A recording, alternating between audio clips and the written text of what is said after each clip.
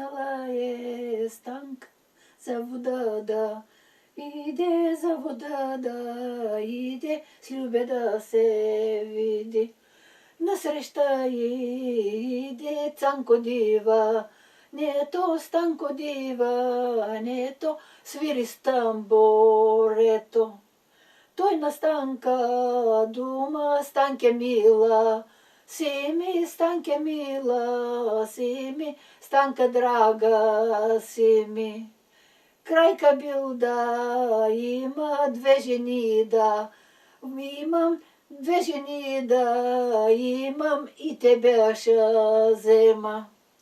На дукян да стоиш, вино да продаваш, вино да продаваш и люта ракия.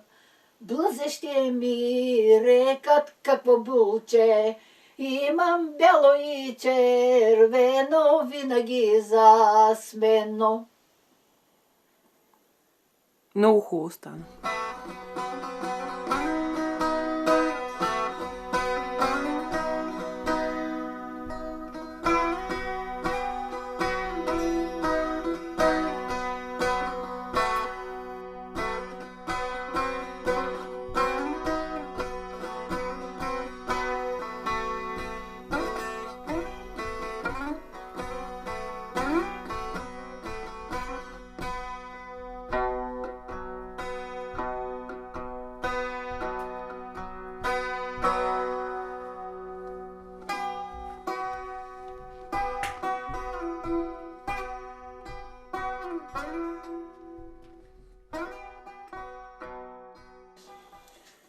Родена съм в село Чарково, близо до етнографски музей Етера, Габровско.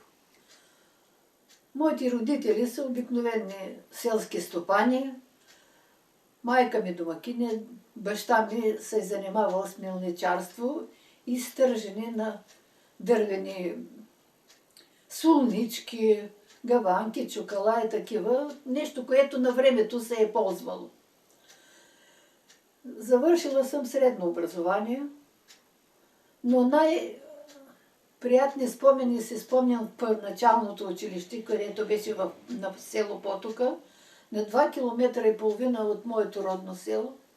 В зима и вялици ходехме какво да правим, няма на друго място.